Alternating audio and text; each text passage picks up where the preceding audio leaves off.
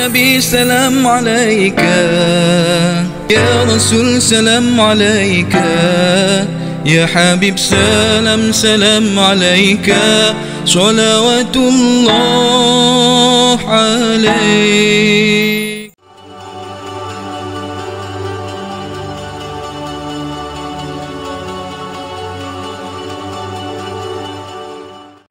Assalamualaikum warahmatullahi taala wabarakatuh. A'udzu billahi minasyaitonir rajim. Bismillahirrahmanirrahim. Alhamdulillahil qail. Innamal mu'minuna alladzina idza dzukirallahu wajilat qulubuhum wa idza tuliyat 'alaihim ayatuhu zadatuhum imana wa ala rabbihim yatawakkalun alladzina yuqimuna as-salata wa mimma razaqnahum yunfikun ulaika humul mu'minuna haqqan lahum darajatun inda rabbihim wa maghfiratun wa rizqun karim. Asyhadu an la ilaha illallah wahdahu la syarikalah wa asyhadu anna Muhammadan abduhu wa rasuluh. Allahumma salli ala sayyidina Muhammadin abdika wa rasulika nabil ummi wa ala alihi wa sahbihi wa barik wa sallim.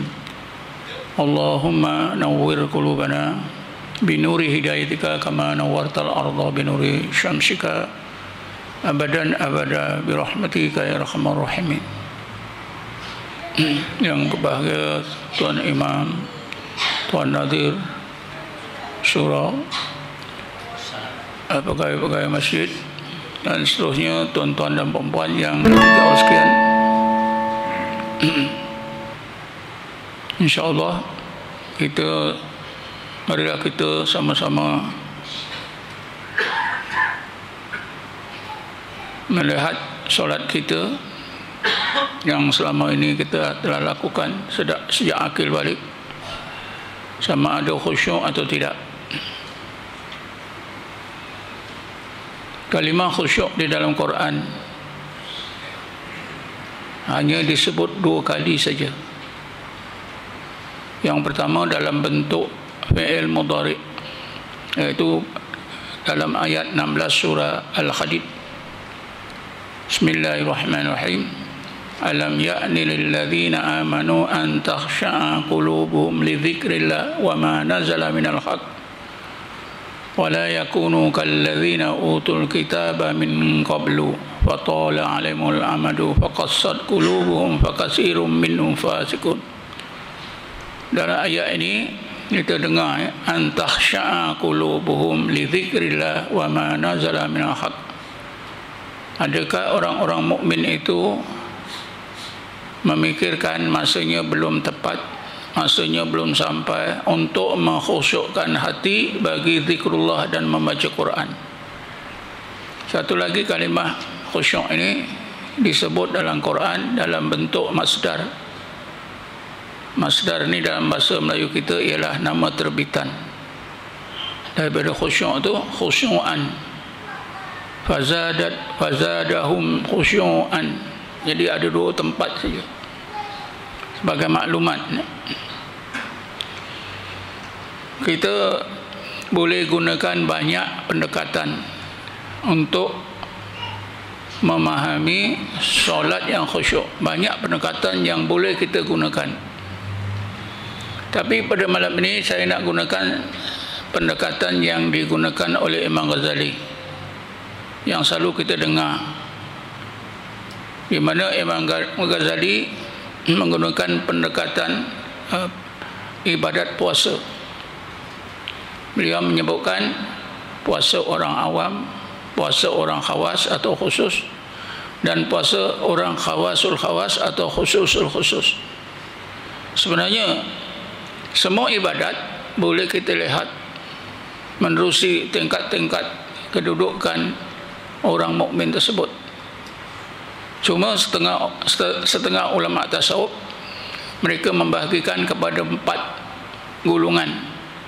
Kalau Imam Ghazali 3 saja, orang awam, orang khawas, khawasul khawas.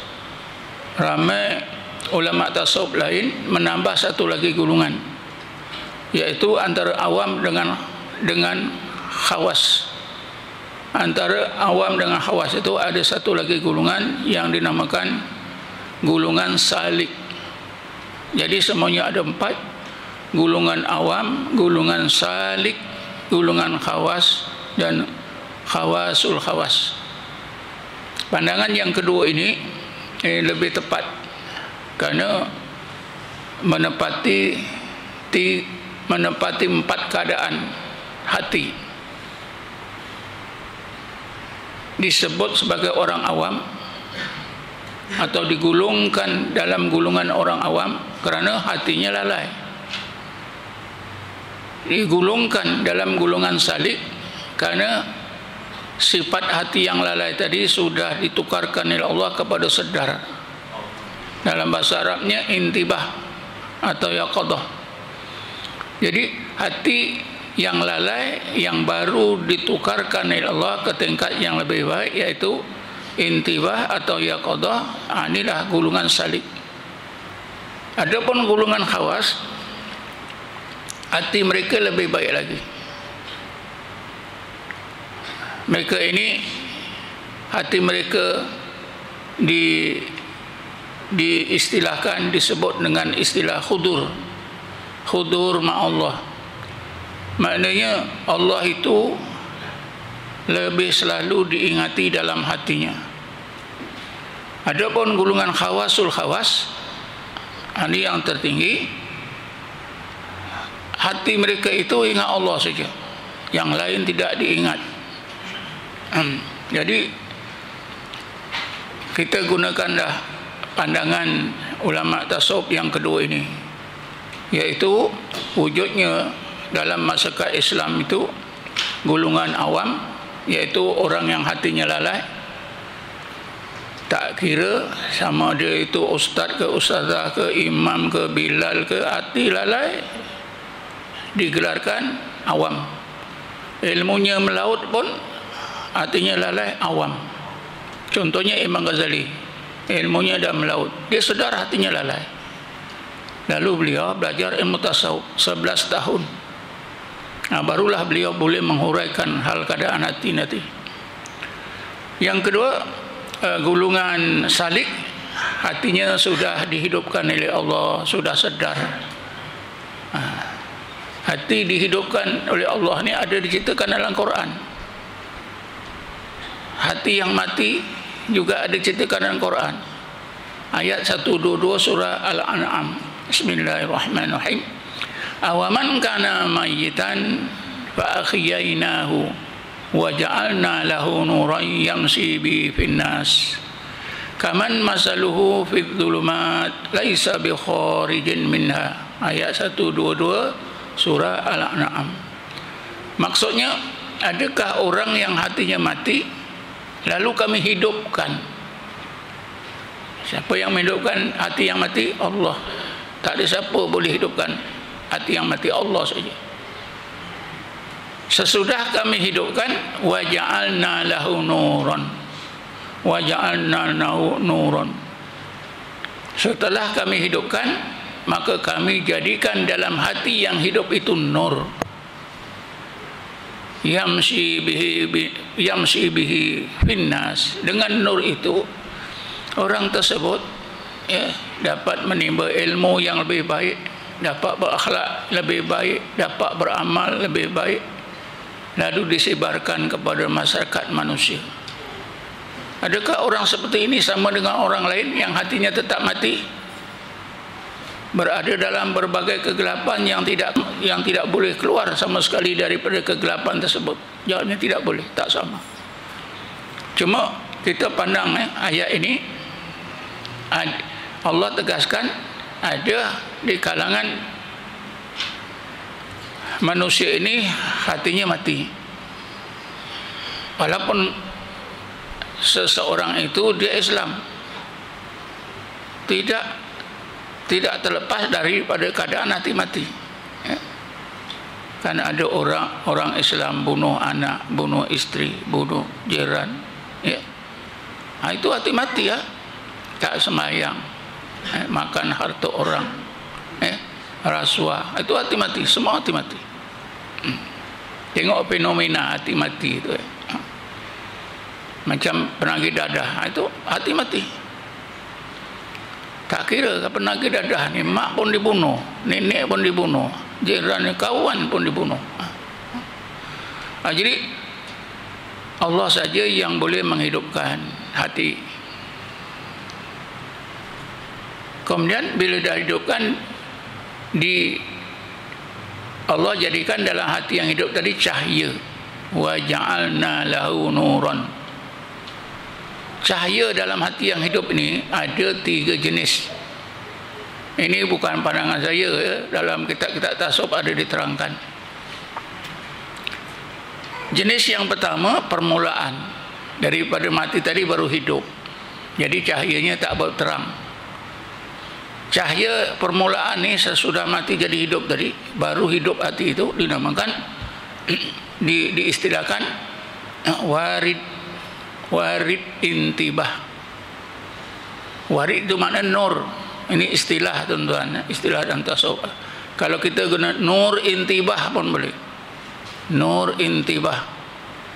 Tapi pelik sekarang ni tuan-tuan, orang tak mau guna istilah nur.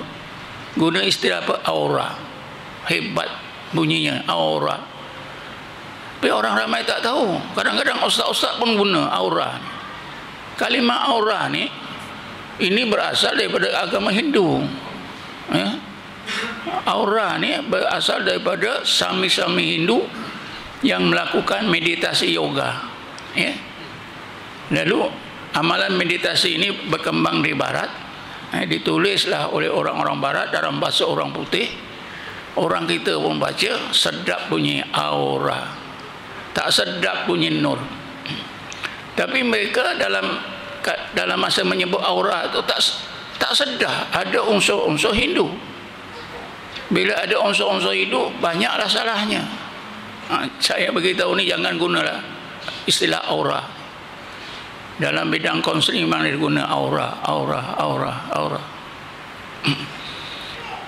Jadi nur yang pertama diistilahkan nur intibah atau nur yaqadha, sama saja. Yang dengan nur ini hati jadi hidup. Tentu berbeza dengan hati yang mati, tidak bercahaya. Jadi kalau kita hubungkan dengan solat, mana yang lebih khusyuk? Adakah orang yang hatinya mati, orang awam tadi, ya? Ataupun orang yang dah hatinya hidup, dah ada cahaya intibah? Jawapannya tentulah orang yang hatinya sudah dihidupkan, diberi cahaya oleh Allah, intibah, lebih khusyuk. Itu logiknya macam tu.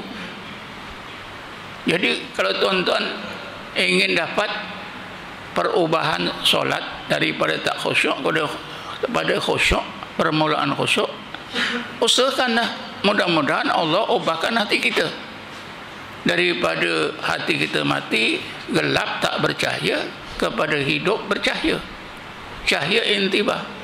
InsyaAllah solat kita lebih khusyuk. Kemudian kata setengah orang-orang sufi, cahaya tadi Allah boleh terangkan lagi. Cahaya yang Allah masukkan dalam hati tadi, Allah boleh jadikan cahaya yang lebih terang benderang. Bila diterangkan lagi oleh Allah, ini dinamakan nur khudur atau nur iqbal. Kenapa dinamakan nur iqbal? Kerana orang yang dapat cahaya yang kedua ni yang lebih baik, orang tersebut dia asyik kepada Allah. Bila dia asyik kepada Allah, kalau melakukan solat macam mana? Tentulah lebih khusyuk. Kenapa dinamakan nur khudur? Kerana Allah itu, kalimah Allah itu sudah memenuhi ruang hati. Yang lain-lain itu sudah tidak diingat. Dalam suratul A'la disebut Bismillahirrahmanirrahim. Bal tu'sirunal hayatad dunya wal akhiratu khairun wa abqa. Bahkan kamu tetap mengutamakan dunia, sedangkan akhirat itu lebih baik, lebih kekal. Tentu saja kita yang berhati lalai tentu saja mengutamakan dunia, tak boleh mengutamakan akhirat. Tapi bila seseorang itu hatinya sudah dihidupkan, diberi cahaya yang lebih baik tadi, nur hudur atau nur iqbal, orang inilah baru boleh mengutamakan akhirat daripada dunia. Jadi kalau orang ini tuan-tuan, ini yang dinamakan orang khawas atau orang khusus. Orang khawas ini tentu bila melakukan solatnya lebih khusyuk daripada dua gulungan yang di bawah. Solatnya lebih khusyuk daripada gulungan salik, lebih khusyuk daripada gulungan awam. Kemudian cahaya yang terakhir yang Allah masukkan dalam hati yang hidup tadi diistilahkan nur al-wisal, cahaya yang menyampaikan hati seseorang itu kepada ma'rifatullah atau kepada tingkat ihsan. Ihsan yang Rasulullah sebut, al-ihsan an ta'budallaha ka'annaka tarahu fa in lam takun tarahu fa innahu yaraka. Ihsan itu ialah anda beribadat kepada Allah seolah-olah anda melihatnya. Jika anda tidak terasa seolah-olah melihatnya, anda akan terasa Allah sentiasa memantau diri anda. Inilah ihsan. Jadi tentunya orang yang dapat lempahan cahaya yang ketiga ni, nur al-wisal, orang inilah yang bila melakukan solatnya betul-betul khusyuk. Mereka inilah yang dikirakan golongan khawasul khawas atau khususul khusus. Jadi tuan-tuan cuba fikir, kalau kita orang awam, maka khusyuk kita khusyuk orang awam, macam yang diajar oleh ustaz-ustaz kita ketika sekolah agama dulu. Saya sekolah agama Johor, dah umur 10 tahun sampailah darjah khas. Bila dah belajar bab sembahyang tu, ustaz yang ajar tu, sembahyang taklah khusyuk. Nak khusyuk ni pandang apa itu tempat sujud, jangan tulis-tulis. Kedua, ingatkan makna bacaan. Itulah khusyuk kita. Khusyuk bukan begitu. Arti khusyuk itu, arti khusyuk itu ialah khusyuk hati. Khusyuk ni ada dua bahagian tuan-tuan. Khusyuk anggota, khusyuk hati. Kerana Rasulullah pada satu ketika nampak seorang sahabat sembahyang. Biasalah orang Arab sembahyang, kita tengok masa haji, masa umrah. Orang Arab ni kalau sembahyang tangan bergerak-gerak biasa. Jadi satu ketika tuan-tuan, Rasulullah tak sembahyang, sedang duduk dengan berapa orang sahabat. Ada seorang sahabat sembahyang sunat. Sambil sembahyang itu dia tarik-tarik janggut dia. Jadi Rasulullah bersabda, lau khasi'a qalbuhu la khasa'at jawarihuhu. Kawan kita yang sembahyang ini, kalaulah khusyuk hatinya, maka anggotanya juga jadi khusyuk. Oleh kerana tarik-tarik itu janggut itu bergerak ni, anggotanya tak khusyuk, hatinya tak, itu tanda hati tak khusyuk. Jadi maknanya khusyuk ni ada dua. Khusyuk jasad kita, satu lagi khusyuk hati. InsyaAllah masyarakat Melayu, masyarakat Asia Tenggara, kalau masalah khusyuk anggota ni memang betul. Orang-orang di sini, sebelah sini, solat tak bergerak-gerak. Kenapa? Dia takut batal. Betul tu. Kalau kita tengok dari belakang tadi sembahyang maghrib, tak ada orang bergerak. Kecuali budak-budak, atau orang tua yang dah lupa-lupa, itu adalah. Tapi khusyuk hati ni tuan-tuan, yang dimaksudkan di khusyuk di sini ialah khusyuk hati. Jadi apa yang telah saya terangkan tadi, kalau kita nak benar-benar khusyuk, maka hendaklah kita usahakan, mudah-mudahan Allah tukarkan keadaan hati kita daripada mati kepada hidup. Dah hidup, Allah beri cahaya, biarlah cahaya itu cahaya yang terbaik, iaitu Nur Al-Wisal. Tuan-tuan dan puan sekalian, tadi saya bacakan dalam mukadimah ucapan saya tadi, sengaja saya bacakan ayat 2 hingga 4 surah Al-Anfal, tak salah saya, yang menceritakan tentang solat orang mukmin yang sampai kepada hakikat iman sebenar. Bismillahirrahmanirrahim. Innamal mu'minuna alladzina idza dzukirallahu wajilat qulubuhum wa idza tuliyat alaihim ayatuhu zadatuhum imana wa ala rabbihim yatawakkalun alladzina yuqimunas salata wa mimma razaqnahum yunfikun ulaika humul mu'minuna haqqan lahum darajatun inda rabbihim wa maghfiratun wa rizqun karim. Hanya saja orang mukmin yang sebenar-benar mukmin sampai kepada hakikat iman sebenar ialah mereka yang apabila disebut Allah, hati mereka takut, kecut, dan apabila dibacakan ayat-ayat Allah bertambah iman mereka, dan mereka itu sentiasa bertawakal kepada Allah. Mereka itulah orang-orang yang mendirikan sembahyang. Alladzina yuqimunas shalah. Jadi maknanya orang mukmin yang sampai kepada hakikat iman sebenar itulah yang boleh melakukan solat khusyuk, iaitu orang mukmin yang hatinya sudah dihidupkan oleh Allah, diberi cahaya yang ketiga, iaitu Nur Al-Wisal. Alladzina yuqimunas salata wa mimma razaqnahum yunfikun, dan mereka itu boleh membelanjakan harta dengan cara yang terbaik. Ulaika humul mu'minuna haqqan. Mereka lah orang mukmin yang sampai kepada hakikat iman mereka yang sebenar, iaitu apabila kita sampai tingkat ihsan, kita dapat mencapai derajat al-mu'minuna haqqan.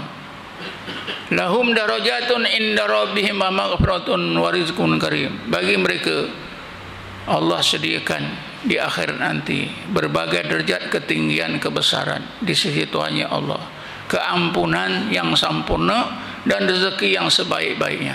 Ini ya, orang yang sampai ke tingkat ihsan menjadi mukmin sebenar.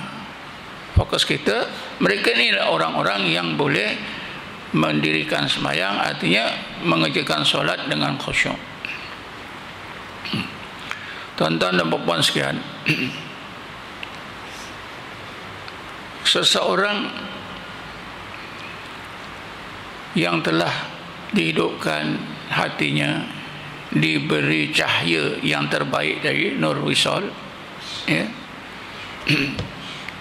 mereka ini menjadi termasuk dalam golongan khawasul khawas. Bila mereka ini mengerjakan solat, maka solat mereka menjadi solat yang khusyuk.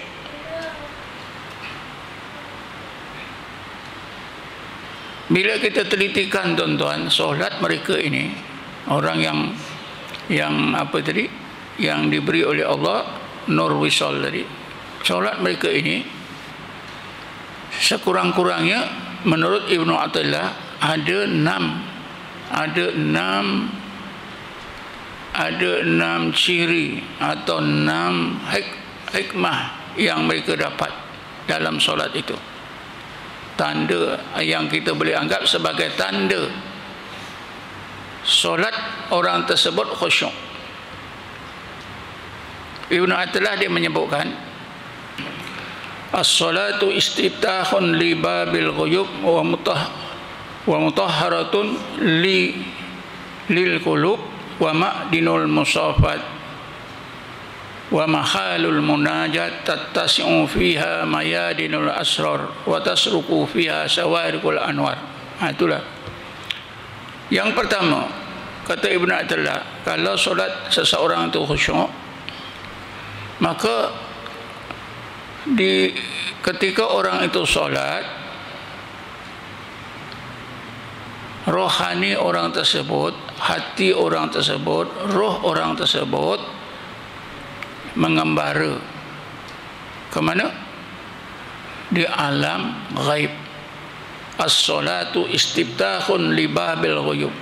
Sembahyang itulah adalah gerbang untuk masuk ke alam ghaib. Kita solat keluar daripada surah ni, balik ke mana-mana, merayap ke mana-mana hati kita, pandangan hati kita.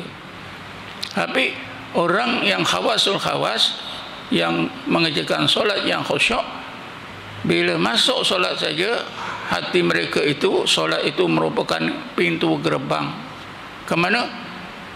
Mengembara ke alam gaib.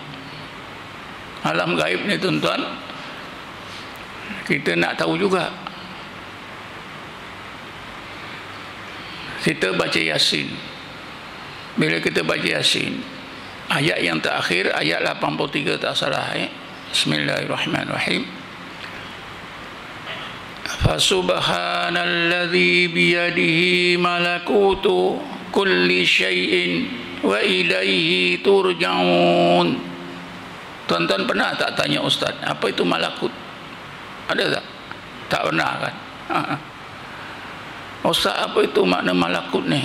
Kami baca sejak kecil ni. Jadi malam ni saya nak beritahu, malakut itu ialah alam ghaib, alam bagi lapis dalaman yang kita nampak.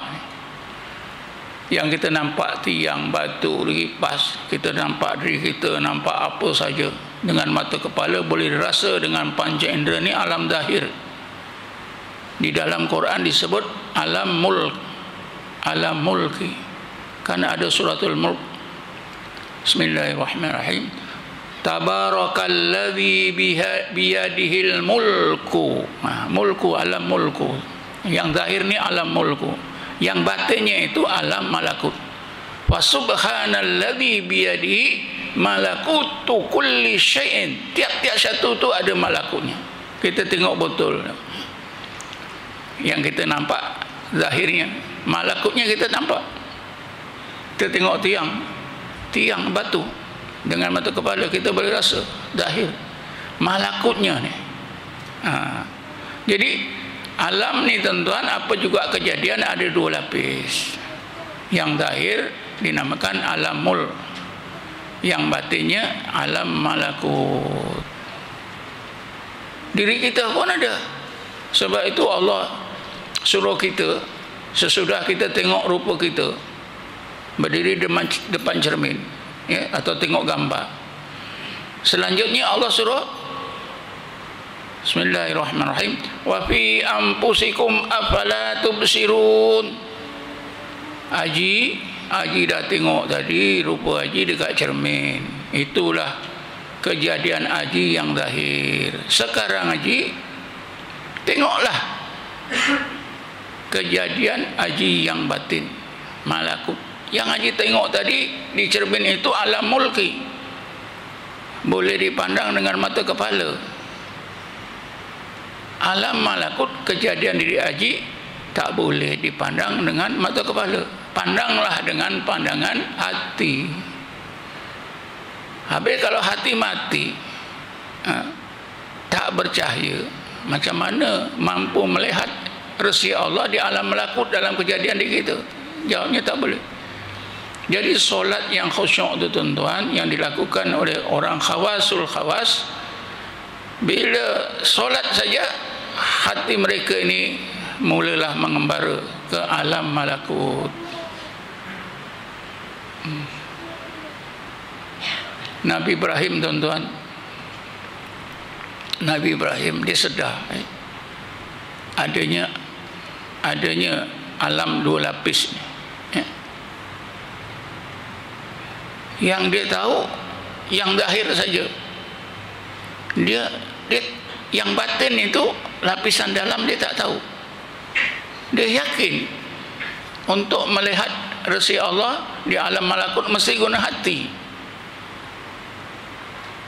Lalu Nabi Ibrahim ni selalu terfikir-fikir, Allah dah bagi ilmu kepada aku tentang kodrat iradahnya. Dengan kodrat iradahnya Allah jadikan apa saja. Orang-orang yang mati pun boleh dihidupkan. Tapi masalah hati aku ni macam mana? Jadi kerana itulah tuan-tuan, Nabi Ibrahim minta ditingkatkan ilmunya.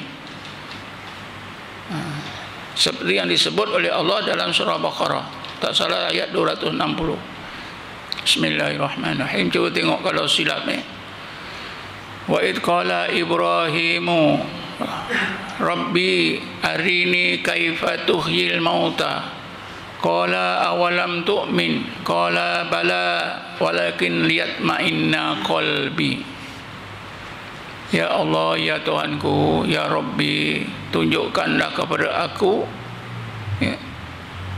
tunjukkanlah kepada aku bagaimana engkau menghidupkan orang yang mati. Maka Allah berfirman, ya Ibrahim, adakah engkau tidak beriman bahawa aku berkuasa menghidupkan orang yang mati? Nabi Ibrahim menjawab, ya Allah, aku beriman kerana engkau telah kurniakan aku ilmu pada akal aku. Aku beriman, benar-benar beriman. Tapi kalau engkau tunjukkan bagaimana engkau menghidupkan orang yang mati, maka dapatlah menjadikan hatiku ini mutmainnah. Akhirnya kan kita semua tahu ceritanya, Nabi Ibrahim diperintah oleh Allah pelihara 4 ekor burung yang berlainan jenis. Lama makan masa lama sehingga burung itu jinak. Jinak betul. Ada nama-namanya masing-masing. Disuruh terbang-terbang, suruh datang-datang. Sesudah pasti, barulah Allah perintah supaya bunuh cincang halus-halus. Tabur merata tempat, panggil balik, terbang semula. Tapi kita, pemikiran kita jangan tertumpu kepada burung yang mati tadi terbang semula. Pemikiran kita hendaklah tumpukan apa yang berlaku di dalam hati Nabi Ibrahim. Hati Nabi Ibrahim, ya, berbagai hijab yang melindungi pandangan hati Nabi Ibrahim diangkat oleh Allah. Bila diangkat, nampaklah alam malakut. Allah berfirman, Bismillahirrahmanirrahim, wa kadzalika nuri Ibrahima malakutas samawati wal ard waliyakuna minal muqinin. Demikianlah kami perlihatkan, kami itu Allah, demikianlah kami Allah perlihatkan dalam pandangan hati Nabi Ibrahim resi-resi Allah di alam malakut, di langit dan di bumi, supaya Ibrahim alaihissalam menjadi salah seorang mukinin. Mukinin ini tuan-tuan, mukinin. Apa makna mukinin? Dia lain daripada mukmin. Mukinin ni orang yang dikurniakan oleh Allah ilmu yakin. Bila Allah kurniakan seorang itu ilmu yakin dalam hati, jadilah dia seorang mukinin. Ilmu yakin, kita kan temui ilmu yakin dalam surah Takasur. Bismillahirrahmanirrahim. Kalla, bismillahirrahmanirrahim, kalla law ta'lamuna ilmal yakin la tarawunnal jahim. Bahkan wahai orang-orang yang gemar mengumpul harta siang malam, tak sedar diri, kalaulah kamu mempunyai ilmu yakin, nascaya kamu nampak neraka. Jadi bila Nabi Ibrahim, ya, dibukakan oleh Allah berbagai hijab hatinya, pandangan hatinya nampak alam malakut, Berarti ilmu Nabi Ibrahim tentang qudrat dan iradah Allah ditingkatkan ke tingkat ilmu yakin. Nak dapat ilmu yakin ni mestilah dapat pertolongan Allah. Allah bukakan berbagai hijab hati, pandangan hati kita nampak alam malakut macam Nabi Ibrahim. Kita memang diperintah, tuan-tuan. Kita jangan kata itu Nabi Ibrahim, kita tak ada hak macam itu. Kita diperintah. Bismillahirrahmanirrahim. Awalam yanduru fi malakutis samawati wal ardi wa ma khalaqallahu min syai'in. Mengapakah manusia ini tak mau menggunakan pandangan hatinya untuk melihat rahsia Allah di alam malakut, di langit dan di bumi dan malakut, tiap-tiap satu kejadian yang Allah ciptakan. Ini tujukan kepada kita. Jadi tuan-tuan ni, Nabi Ibrahim tadi diceritakan oleh Allah, dibukakan berbagai hijab hati, ditingkatkan ilmunya tentang qudrat dan iradah Allah. Ya. Bila dibukakan hijab hati, pandang hati, nampaklah rahsia Allah di alam malakut, maka berubahlah ilmu Nabi Allah Ibrahim daripada ilmu yang pada akal tentang qudrat dan iradah Allah menjadi ilmu yakin yang di dalam hati. Hatinya pun mutmainnah. Hati Nabi Ibrahim pun mutmainnah. Jadi kalau hati itu dah mutmainnah, bila mengerjakan solat tentulah khusyuk. Tuan-tuan dan puan-puan sekalian, bila saya cerita macam ni, nampaknya susah sangat bagi kita untuk mencapai derajat seperti itu. Sebenarnya bila Allah dah pilih kita, kurniakan kepada kita, tak ada susah, tuan-tuan. Tak ada susah. Cuma kita perlu jalan ilmunya. Bila kita tahu jalan ilmunya, kita pelajari, Allah akan kurniakan kepada kita. Cuma biasanya kita tak tahu ilmu ni. Kita tak ambil hal. Kita fikir juga sudah cukup lah. Belajar tafsir, belajar hadis, belajar bab fiqh, bab itu, bab ini. Kita tidak tuju terus kepada ilmu yang membantu kita untuk menghidupkan hati kita. Itu jadi masalah.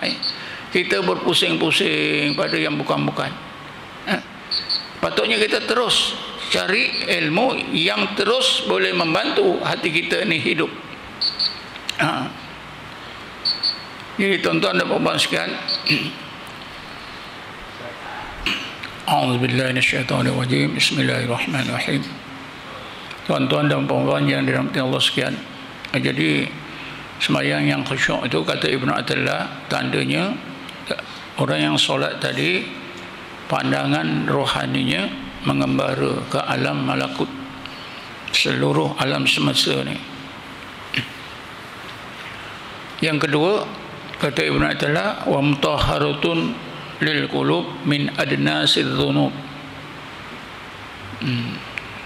Solat yang khusyuk itu dapat membersihkan hati daripada kekotoran dosa. Tak cukup solat yang wajib, solat yang sunat, ada solat pula solat taubat. Tak cukup solat taubat, ada solat awabin. Apa itu solat awabin? Solat taubat para nabi-nabi, ya. Taubat itu ada 3. Taubatun, inabatun, aubatun. Aubah itu ialah taubat para nabi-nabi. Jadi solat awabin ini solat taubat para nabi yang lebih baik. Itu untuk membersihkan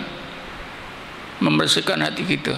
Solat biasa pun boleh bersih, apalagi solat taubat.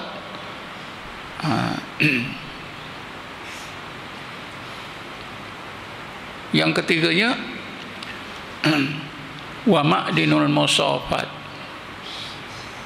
Solat itu bukan saja membersihkan hati dari berbagai kekotoran dosa, tapi hati kita ni boleh jadi bersih, sebersih-bersihnya bercahaya. Wa ma'dinul musafat, ibarat permata atau emas yang sudah dibersihkan sebersih-bersihnya, layak disimpan dalam perbendaharaan raja.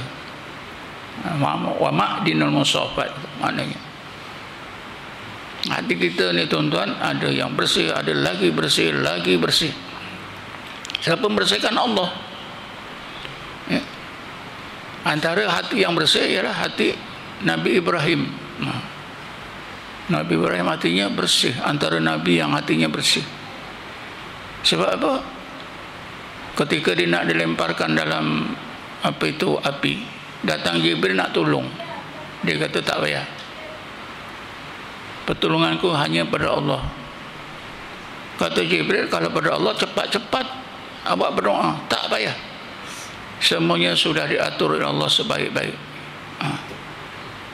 Itu kan hati Nabi Ibrahim bersih, Allah saja. Itulah solat ini boleh menjadikan hati kita bersih sebersih-bersihnya. Yang keempatnya, wa mahallul munajat. Kalau sembahyang khusyuk, kita boleh gunakan solat itu untuk munajat kepada Allah. Mungkin tuan-tuan ada dengar radio IKIM, munajat itu ialah macam berbisik-bisik pada Allah. Kita luahkan masalah kita, rasa kita pada Allah. Kenapa? Kita rasa betul-betul, ya. Kita rasa betul-betul seluruh solat itu datangnya daripada Allah, ya. Yang Allah sebut, fa inni qarib, sesungguhnya aku sangat hampir. Wa huwa ma'akum aina ma kuntum, Allah serta kamu dimanapun kamu berada. Kita rasa Allah serta kita, Allah sangat hampir dalam solat tadi. Sebab itulah disebut mahalul munajat, tempat dan ketika yang sebaik-baiknya kita munajat kepada Allah. Yang kelimanya, tattasi'u fiha mayadinul asrar. Dalam solat itu tuan-tuan, kalau kita khusyuk, dapat ilmu daripada Allah. Tattasi'u, menjadi luas medan sir. Apa itu makna sir? Kita ni tuan-tuan, aspek rohani kita ni ada 7 lapis. Lapis pertama dinamakan akal, dalam sikit dinamakan sodrun, dalam lagi sikit dinamakan qalbun, dalam lagi sikit dinamakan fuadun, dalam lagi sikit dinamakan saghafun, dalam lagi dinamakan lubbun, akhir sekali orang Melayu kata lubuk hati. Itulah sirrun. Sir ini apa kegunaannya? Untuk menyimpan semua maklumat,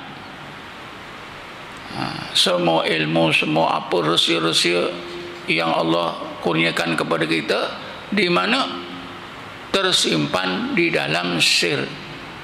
Ibnu Attillah sebutkan, tattasi'u mayadinul asrar. Ruang sir itu semakin luas. Kenapa? Dicurahkan oleh Allah berbagai ilmu dalam solat, ya. Ulama tasawuf menerangkan kepada kita satu perkara, ya, apa ni, gedung yang sangat ajaib ialah sir kita. Walaupun sir kita itu nampaknya tempatnya kecil dalam hati kita, tetapi ruang sir ini sangat menakjubkan. Dicurahkan oleh Allah berbagai rahsia, berbagai ilmu, tak penuh-penuh. Kalau gedung biasa tuan-tuan, besar mana pun, masuk barang akhirnya penuh. Tapi gedung sir kita ni Allah masukkan ilmu.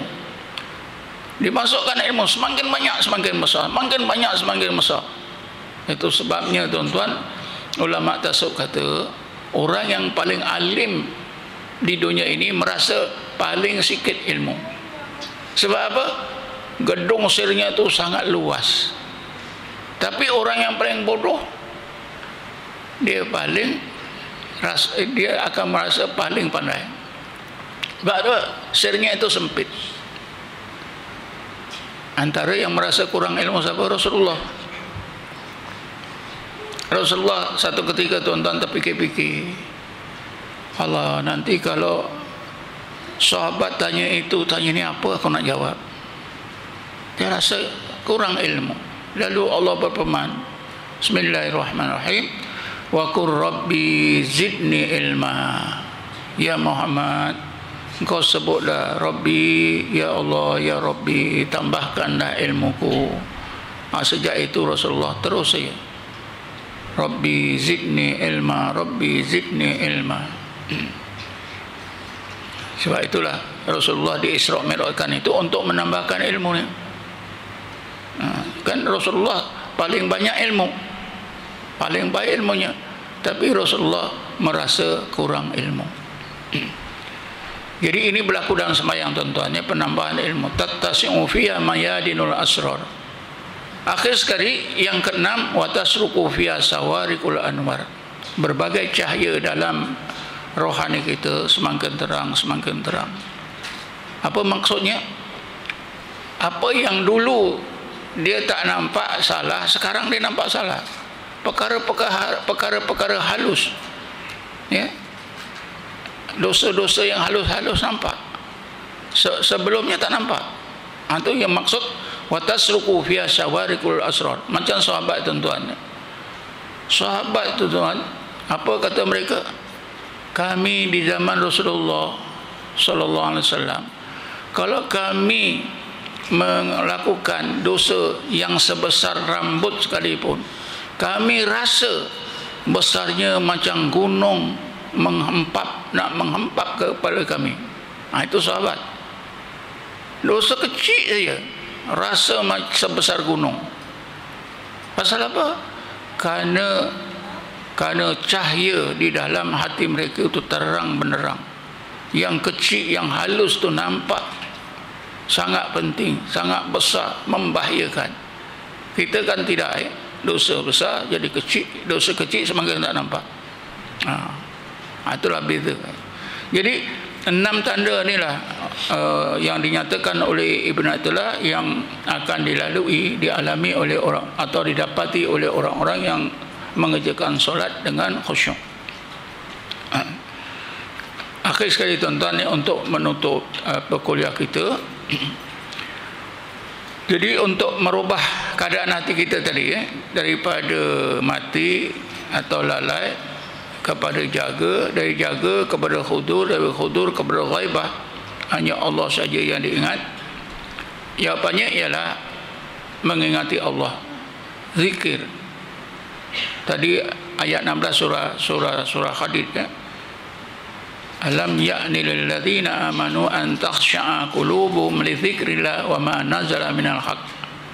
Dalam Quran, 2 amalan yang bila kita amalkan menjadikan hati kita khusyuk. Dua amalan.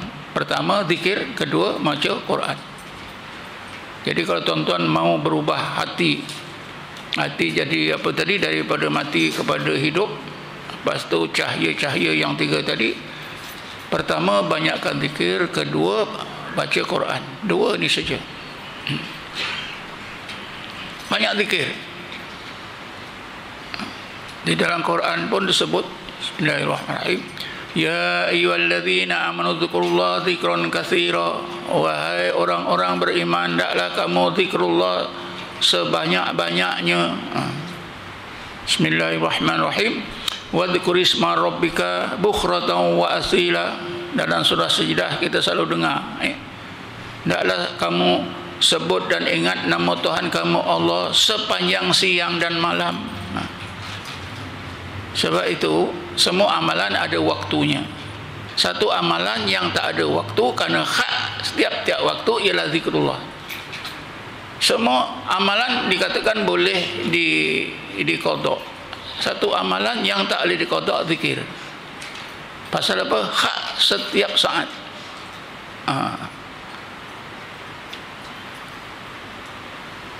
Akhir sekali tuan-tuan, kalau kita berzikir,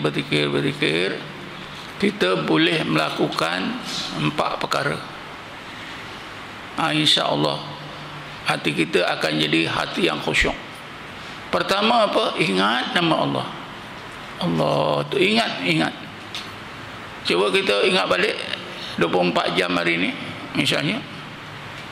Berapa lama kita ingat nama Allah? Kan sebahagian masa je. Pertama, hati yang khusyuk itu tandanya hati itu ingat Allah je. Yang kedua, ingat wujudnya. Kalau ingat Allah saja, tak ingat wujudnya, tak aci. Kata guru saya, dia nak ajar murid-murid guru saya ni orang kampung-kampung ramai, orang tua. Jadi guru saya ni pakai apa ni, misal yang boleh diterima oleh orang tua. Kita jalan pakai berapa kaki? 2 kaki tuan. Ya, 2 kaki kiri dan kanan. Kalau kita jalan dengan kaki kanan, kaki kiri kita ikat dekat tiang. Nampak boleh langkah, tapi bergerak ke tidak? Tak bergerak. Kerana itu kita kalau berjalan mesti guna 2 kaki. Macam itu juga zikir. Guna 2 kaki, tapi bukanlah kaki ni. Hati kita sebut Allah, la ilaha illallah. Lidah kita sebut, pikiran kita, ingatan kita tumpukan pada adanya Allah. Kalau gitu macam kita berjalan dengan 2 kaki, insya-Allah zikir kita berkesan. Kalau kita ingat namanya atau kita sebut la ilaha illallah, la ilaha illallah, pikiran kita melayang ke mana-mana. Macamlah kaki kanan melangkah, kaki kiri diikat kat tiang. 1 jam ke 1 hari ke situ saja. Misal guru saya ni memang orang tua pun angguk-angguk lah, betul juga. Jadi mana kita zikir itu, kita sebut namanya, kita ingatkan wujudnya supaya ada kesan. Zikir kita itu jadi. Yang ketiganya, bila kita dah ingat wujudnya tuan-tuan, dengan sendirinya nanti kita ingat sifat-sifat keagungan dia atau sifat-sifat uluhiyah dia. Akhir sekali kita akan ingat sifat-sifat kesempurnaan dia. Ini ada 4 ya. Ini memang perintah Allah dalam Quran. Antaranya yang Allah sebut dalam ayat 56 surah Al-A'raf. Bismillahirrahmanirrahim. Wad'uhu khaufan wa tam'a. Wad'uhu, ini macam mana nak buat? Hendaklah kamu sebut dan ingat Allah. Jadi kita sebut kalau di lidah Allah itu ud'ullah. Di dalam Quran ada sebutnya. Bismillahirrahmanirrahim. Qul ud'ullaha aw ud'ur rahman ayyama tad'u falahu asmaul husna. Ya Muhammad, engkau sebut Allah ke Ar-Rahman ke apa-apalah, Allah itu mempunyai asmaul husna. Jadi kita sebut, katalah lidah kita Allah ya. Ingat wujudnya, makna fikiran kita ni fokus kepada wujudnya Allah, sedarkan wujudnya Allah. Kemudian akan diikuti dengan sifat keagungannya, sifat kesempurnaannya. Apa itu sifat keagungan? Kan Allah tuan-tuan dalam Quran tu, kalimah Allah itu, alif lam lam ha itu, Allah dekatkan dengan 2 sifatnya yang penting. Apa dia? Yang pertama ilah, ilahun. Yang kedua rabbun. Bismillahirrahmanirrahim. Fa in tawallau faqul hasbiyallah la ilaha illa huwa, la ilaha illa huwa, alaihi tawakkaltu wa huwa rabbul arsyil azim. Bila sebut ilah, selalunya diikuti dengan rabbun. Di dalam Quran, kalimah ilah ni didekatkan dengan kalimah Allah itu didekatkan dengan sifat ilah dan rabbun tak kurang hampir 1000 kali. Coba tuan-tuan kalau baca Quran, cuba tengok kalimah Allah didekatkan dengan 2 sifatnya yang penting, ilah dan rabbun. Ya. Bismillahirrahmanirrahim. Wa ilahukum ilahun wahid. Nah, betul kan? Wa ilahukum ilahun wahid. Kalau kita, ini maknanya tuan-tuan, kita dikehendaki oleh Allah, bila ingat nama, ingat keagungannya. Ilah itu keagungan. Rabb, kesempurnaan. Sebab itu bila berdoa, gunakan Rabbun. Dalam Quran ni tadi Nabi Muhammad diperintah berdoa. Bismillahirrahmanirrahim. Wa qur rabbi zidni ilma. Coba. Wa qur rabbi zidni ilma. Ayat 80 surah Isra. Pun Allah sebutkan benda yang sama. Bismillahirrahmanirrahim. Wa qur rabbi adkhilni mudkhala sidqin wa akhrijni mukhraja sidqin waj'al li min ladunka sultanan nasira. Bila doa gunakan Rabbun. Pasal apa? Karena Rabbun ini merujuk kepada sifat-sifat kesempurnaannya. Kasih sayang Allah sempurna, ya. Keampunan Allah sempurna, pertolongan Allah sempurna, ilmu Allah sempurna, semua sempurna. Bila sebut Rabbun, ilah itu merujuk kepada keagungannya, kebesarannya. Jadi saya fikir cukuplah untuk malam ni. Kesimpulannya, kalau kita mau mendapatkan sembahyang yang khusyuk, kita usahakanlah, ya, mudah-mudahan Allah ubahkan hati kita daripada hati lalai kepada hati sedar, hati yaqadah, meningkat kepada hati yang khudur dan hati ghaibah. Berpindahlah, menaiklah taraf kita daripada orang awam kepada salik, kepada hawas, kepada khawasul khawas. InsyaAllah, kalau kita dikurniakan oleh Allah tingkat khawasul khawas, solat kita insyaAllah jadi solat yang khusyuk. Setakat ini saja. Wallahu a'lam. Assalamualaikum warahmatullahi wabarakatuh. A'udzubillahi minasyaitonir rajim. Bismillahirrahmanirrahim. Wassalatu wassalamu ala asyrafil anbiya'i wal mursalin sayyidina Muhammadin wa ala alihi washabbihi ajma'in. Allahumma ighfir lana warhamna wa li abaina wa li ummahatina li ikhwanina li akhwatina wa li muallimina li masyayikhina wa li jami'il muslimina muslimat wal mu'minina wal mu'minat bi rahmatika ya arhamar rahimin. Allahumma inna nas'aluka imanan da'iman wa qalban khashi'an wa ilman nafi'an wa amalan salihan mutaqabbala. Allahumma arina haqqa haqqa warzuqna ittiba'ahu arinal batila batila warzuqna istinabah. Allahumma inna nas'aluka an tarzuqna rizqan halalan thayyiban wasi'an mutabin wa la masaqatin wa sabin wa la nasabin innaka ala kulli syai'in qadir. Rabbana atina fid dunya hasanah fil akhirati hasanah wa qina adzaban nar walhamdulillahi alamin. Taqabbalallahu minkum. Taqabbal ya karim.